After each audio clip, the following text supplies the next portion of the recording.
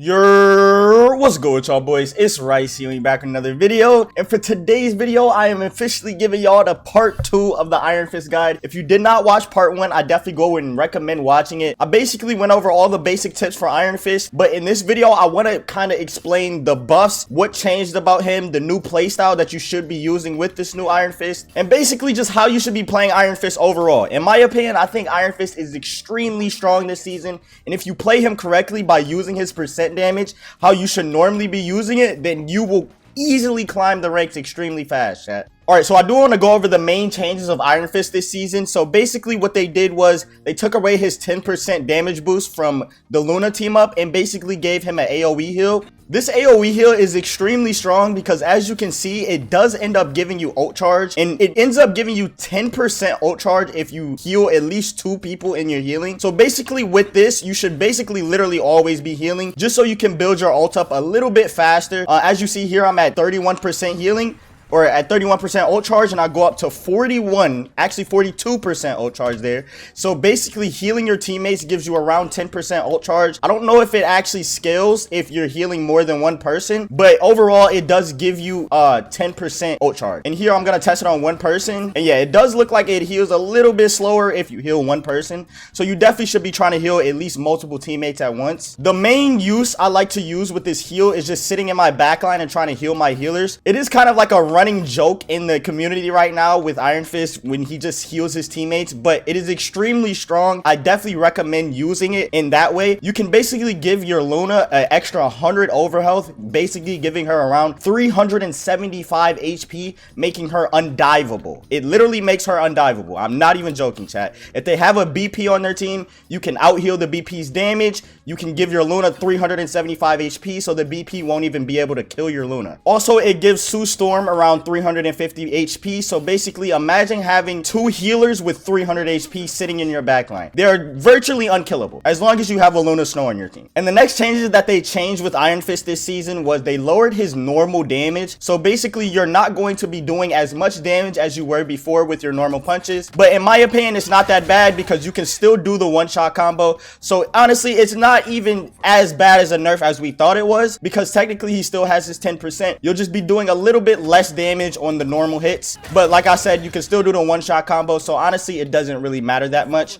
But now you also do more percent damage with your right clicks, and this is a buff to literally everything in the game. You do a little bit less damage to squishies, but honestly it's not even that noticeable, and honestly you kill faster with this form than you would with the normal punch combo. So I recommend using your right click form as much as possible just so you can shred squishies and shred tanks as well. And that's kind of like the base 375, and my Jeff is at 350. So even if he dove there, there's literally nothing he could kill.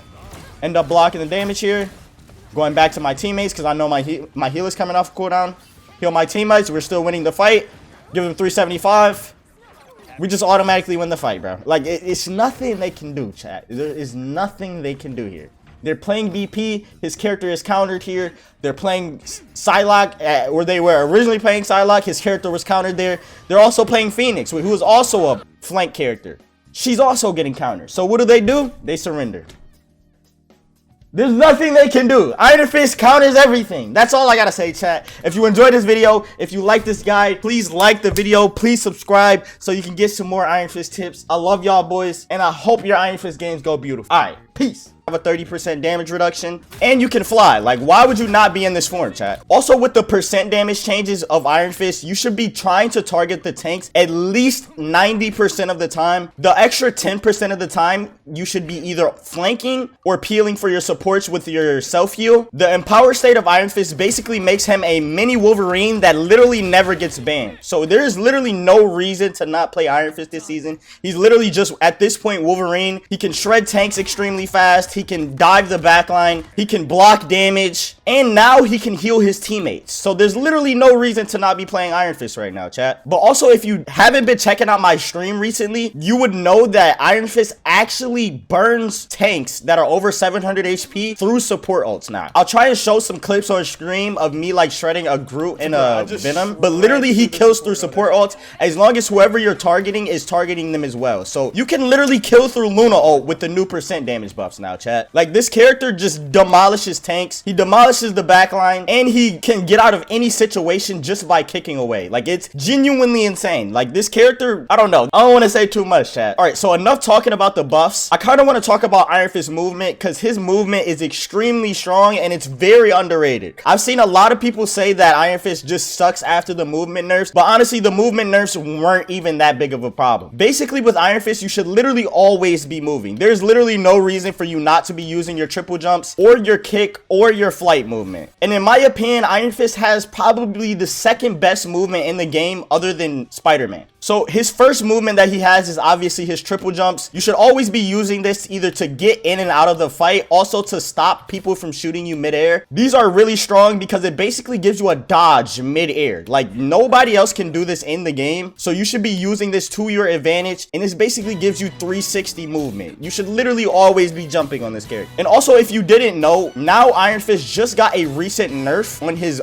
punch range. So as you can see here, I cannot track to this character here. I'll just punch the air, but if I end up jumping, I instantly track to them. So this is why I say you should always be jumping or using your movement, because as long as you're in the air, you have more range and you can dodge attacks. Like, it's so good, chat. The next thing that I want to show y'all boys is that if you're actually around like 7 or 8 meters, as long as you use your block, you will get an instant more range, but it does cut off if you end up going like a meter back. But you do end up getting more range as long as you use your block cooldown. Using your triple jumps to slowly build back your block is also a really good tech while using Iron Fist. This basically makes it almost impossible for Iron Fist to actually get hit, and it confuses a lot of the enemies, especially if you stand above their head and you try and hit them like this while spamming your jumps. This basically gets you free dodges, and you will end up dodging a lot of stupid attacks and broken abilities like this, chat. So definitely always be using your triple jumps as much as possible.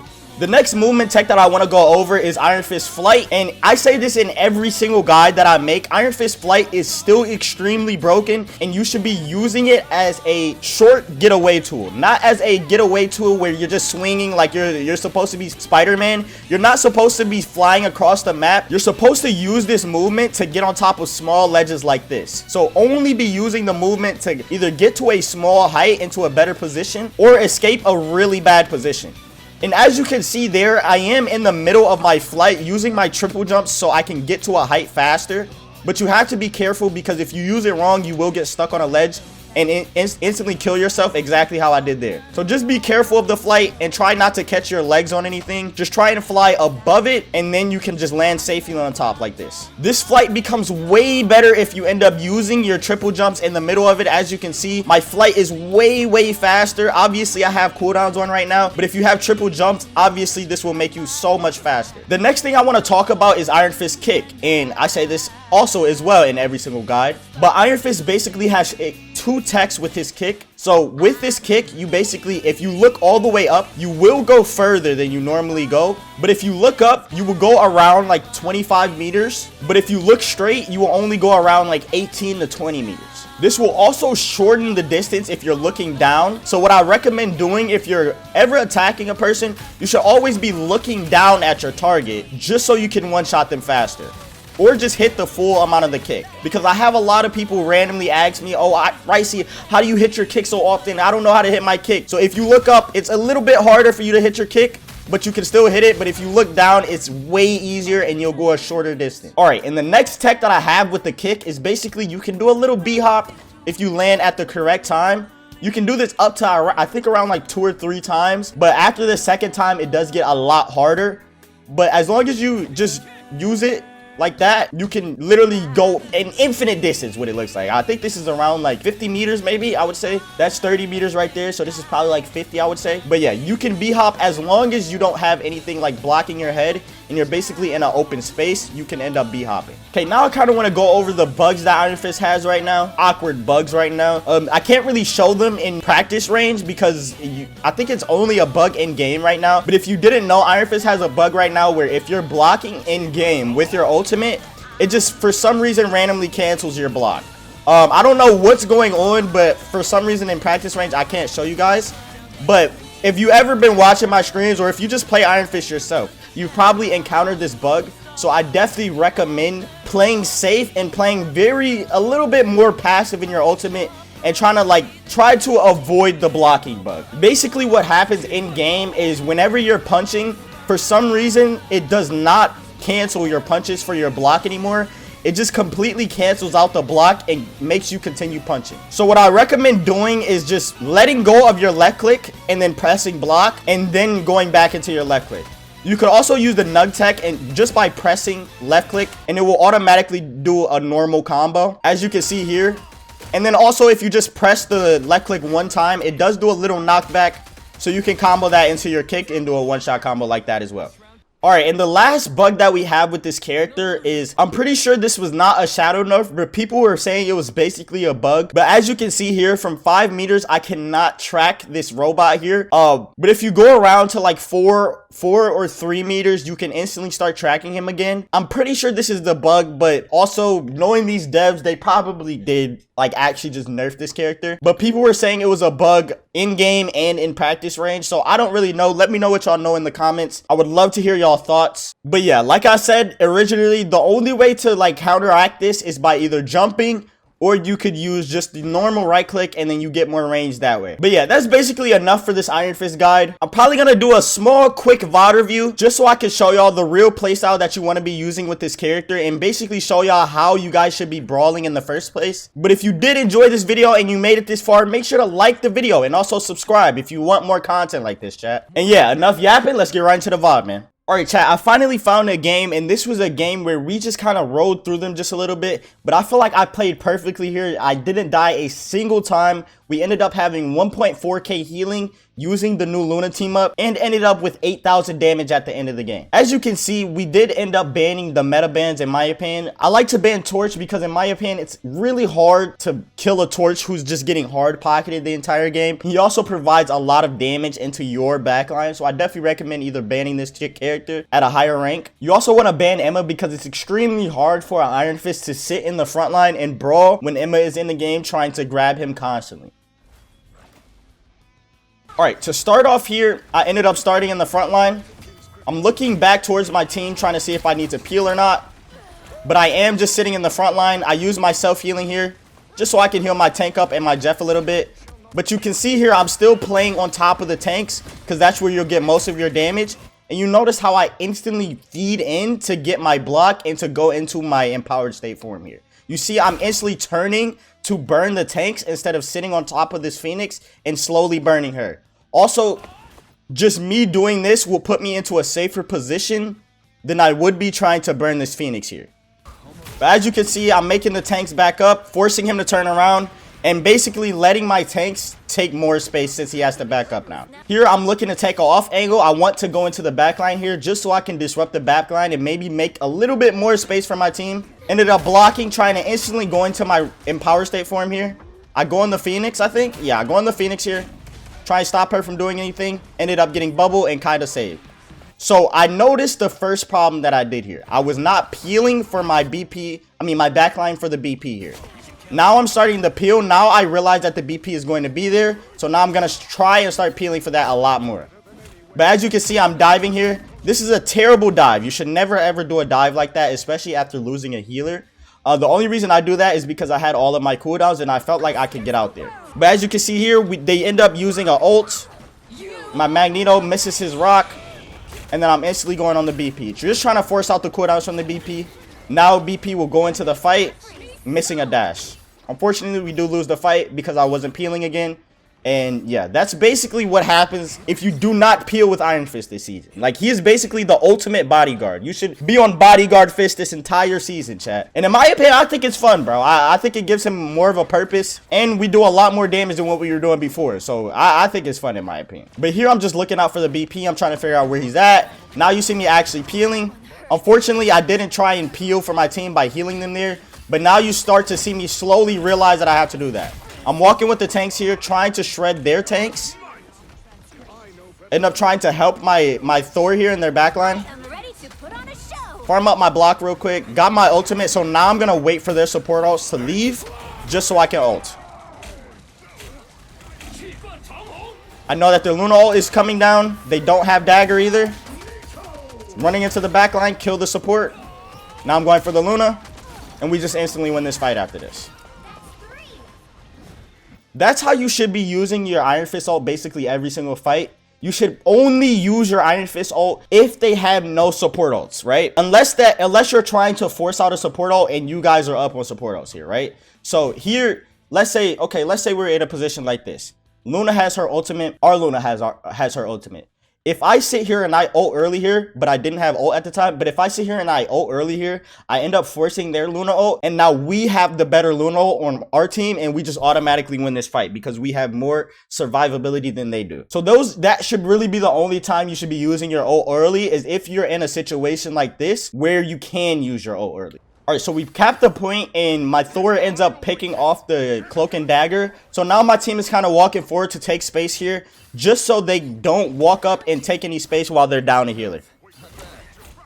Now we're just sitting here waiting for their support to come back, just pushing as long as we can, playing a little bit safe here. I'm looking to heal my Psylocke here, just so she can walk in with the extra 100 overhealth here. Now this Psylocke is basically a flank hero that does a fuck ton of damage while having 350 HP. So like I said, this buff is genuinely insane. You just have to use it at the correct time. And honestly, the correct times is just basically using it off a cooldown. As you can see here, I'm kind of waiting for my heal to come back. My Psylocke is going to end up running into it and getting overhealth. I end up 1v1ing their Psylocke. And I think I leave. Yeah, I leave because I realized the Sue is there healing her. So I'm like, okay, we get out. I try and save my Luna here. There's nothing I can really do here because I'm pretty sure we're losing this fight. End up blocking, getting back, and now I'm going to try and give overhealth to my teammates. Now, I want you to look at this store's HP here, right? So because I'm healing, right? This store currently has almost 800 health going in.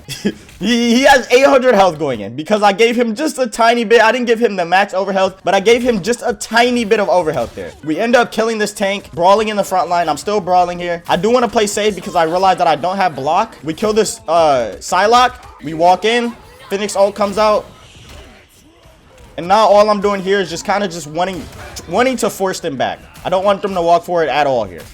Just killing up the staggers and trying to clear off this team as much as possible.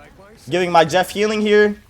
And as you can see, look, I do want to show you this once again. But my Jeff comes out of this room, right? Jeff has 350 HP there. He took a little bit damage from the Magneto, and then he goes back up. Basically, that small little engage he went there, he took no damage to his normal health. He only took damage to the overhealth that I was giving him. So just think about that for a second there, chat. Like, this, I'm telling y'all, this team up is busted. It's genuinely busted. You can keep your team up for so long and enable stupid things. Like, honestly, as long as you're just using it off a cooldown and helping your team up as much as possible. In this heal right here, I'm still healing my Jeff and I'm healing my Psylocke. They're both walking in with an extra 100 overhealth, and then I'm sitting there with an extra 500 overhealth, or extra like 200 overhealth. I have 500 HP though. But like, what do they do to stop that, bro? Genuine. Like there's nothing they can do to kill us there. We just walk forward, just walk through their team.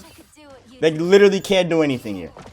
And even if they have like a flanking character like this Phoenix and they have this Psylocke, because I'm healing my backline so much, and I even heal them there, but because I'm healing them so much, these players are basically taking no damage. Now look at this. I just gave my Luna 100 overhealth. She has 375 HP right here, chat.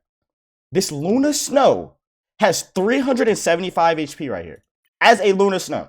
We already know how much of a demon character that is. And then look at my Jeff. 350 HP on my Jeff. Like, there's nothing more to say, Chad. There's genuinely nothing more to say. That's all I gotta say. This team up is broken, bro. It's genuinely nasty. So in this fight, I'm pretty sure we ended up losing. They ended up cloak ulting. They ended up mag ulting. And then our dagger died in her ultimate. Oh, I actually ulted here. This is interesting. Oh, we actually went off of this ult. But yeah, I think me ulting here was only because the mag was just sitting on top of point alone. I knew that he had no healers under there because my Thor was in the backline. So I knew that if I ulted there, I could just instantly kill both of the tanks and just win the fight for us. Now I'm healing my team before the fight as well. Luna's walking in with 375 HP. My Psylocke is flanking with 350 HP or 325. Now she has 370. So she basically automatically wins this duel against this Phoenix because she has so much overhealth and basically leaves the fight with nothing. And on top of that, she has Snowflake. So she can't die there. I instantly go up top to try and take this Psylocke from flanking here. I end up stopping the flank, which is really good. They end up Luna ulting. We're still surviving because we have the Jeff ult. They're trying to combo this here. End up blocking it. Jeff ult, I think he grabs like 2 or 3 with that. We kill the Luna. And then we kill the Phoenix, sorry. Psylocke is ulting the point. Kill the mag. And we just clean it up. There's nothing they can do. I'm telling you, chat. There's nothing they can do. You give too much overhealth. He's like, he just does too much. I'm sorry, dog. I know y'all hate me saying that because y'all think he gonna get nerfed. But like, I'm just being honest. I'm just being honest, chat. I hope they don't nerf it. I truly hope they don't nerf it. Like, if anything, Ironfist needs this buff. Like, look at this. I just gave three people 100 overhealth. Look, they stunned my team.